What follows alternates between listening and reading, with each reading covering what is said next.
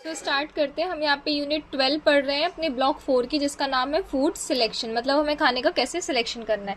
तो सबसे पहले इंट्रोडक्शन देखें तो फूड सिलेक्शन जो है वो इम्पॉर्टेंट है किसके लिए, मीट न्यूट्रिशनल नीड्स, हमें हमारी न्यूट्रिशनल नीड्स मिल सके, वो भी हमारे इनकम के अंदर, और जो सारी फैमिली के प्रेफरेंसेस पे सूट करे, मतलब उनके लाइक और डिसलाइक पे। ठीक है, आगे बात करें तो गुड फूड सिलेक्शन क्या क्या रिक्वायरमेंट मांगता है। तो सबसे पहले आपको तो नॉलेज होना चाहिए न्यूट्रिएंट्स का। दूसरा, आपको अवेयरनेस होनी चाहिए कि आपके एरिया में क्या क्या खाना अवेलेबल है, या उस पेशेंट जो भी हमारे पास आता है उसके एरिया में क्या क्या अवेलेबल है। Then ability to get maximum value for money, और जितना मतलब जो हम पैसे खर्च कर रहे हैं उसका ज़्यादा से ज़्यादा यूज़ हो सके, तो अवेलेबिलिटी हमें मतलब मिल सके कि हम अपने मनी की मैक्सिमम जो भी पैसों की वैल्यू है उसे यूज़ कर सके। इवन विद इन मनी भी देखें हम तो पुअर नॉलेज होना, पुअर न्यूट्रिशन होना, अगर ये चीज़ें होंगी हमारे पास तो इसकी वजह से क्या होगा, हम न्यूट्रिशन की प्लानिंग अच्छे से नहीं कर पाएंगे। तो food habit influences family health status, ये तो नॉर्मल सी बात है, जो फूड हैबिट है वो इन्फ्लुएंस करती है कि आपके घर में फैमिली जो है उसका हेल्थ स्टेटस क्या है। Understand till there. अब ऑब्जेक्टिव्स के बारे में पढ़ते हैं। So identify energy giving and body building food. तो सबसे पहले हमें सिलेक्ट करना है फूड को किसके बेस पे, उसकी न्यूट्रिशनल वैल्यू पे कि उसमें कितना न्यूट्रिशन है। दूसरा, उसके कॉस्ट पे कि वो कितना महंगा है और कितना सस्ता है। देन उसकी सुटेबिलिटी पे, मतलब वो हमारी बॉडी को सुटेबल है या उस एरिया को सुटेबल है, ये सारी चीजें। अंडरस्टैंड? कोई डाउट यहाँ से?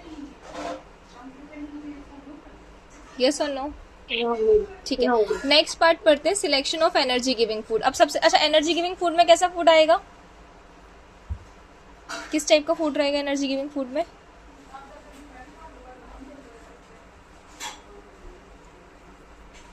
एनर्जी गिविंग फूड में सिंपल ये आंसर देना है कि मैम कार्बोहाइड्रेट रिलेटेड फूड होगा जिससे हमें कार्ब्स मिलते हैं, जैसे अनाज, कैरल्स हो गया, roots and tubers, fat and oil, sugar, sweetness, carbohydrate मिलता है। बस सिंपल ये है, क्यों इतना कंफ्यूज होना।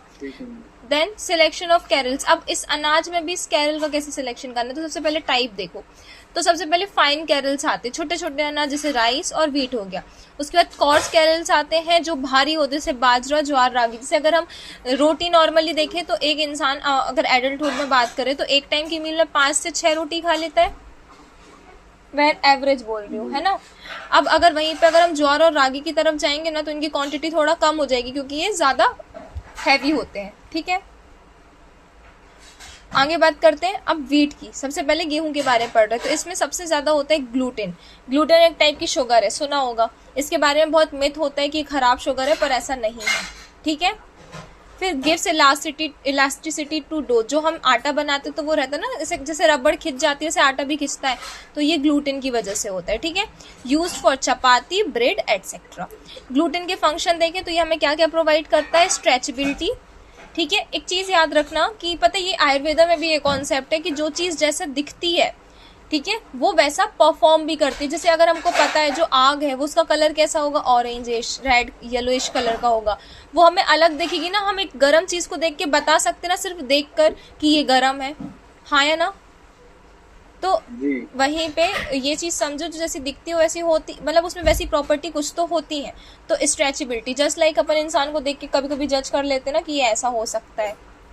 उसके बाद सॉफ्टनेस, बॉडी में सॉफ्टनेस भी देना, साथ में पफिंग क्वालिटी, मतलब हमारी ये किसकी हम प्रॉपर्टी पढ़ रहे हैं। पहले तो ये चीजें मैंने आपको उसकी बताई, डो की बताई, अब इसमें ये सारी चीजें हमारी बॉडी में भी आएगी। सबसे पहले तो शुगर हो गया। ठीक है, अब सिलेक्शन टिप्स। सबसे पहले कैसा, क्लीन ग्रेन जो है, साफ अनाज जो है वो सजेस्ट करते हैं लोग, मतलब चूज करने के लिए। जैसे ऐसे समझो, गेहूं जो आते हैं वो डिफरेंट टाइप के आते हैं, अलग अलग नंबर्स होते हैं उनके। ठीक है, अब उसमें भी आप अच्छा गेहूं चूज करो, मोटा गेहूं चूज करो, मोटा पतला छोटा गेहूं भी आता है। फिर उसमें गेहूं आते हैं जो डायरेक्ट खेत से आ रहे हैं, दूसरा फिल्टर होके साफ सुथरे आ रहे हैं, तो इस टाइप से आपको चूज करना है। Then pump colonel's.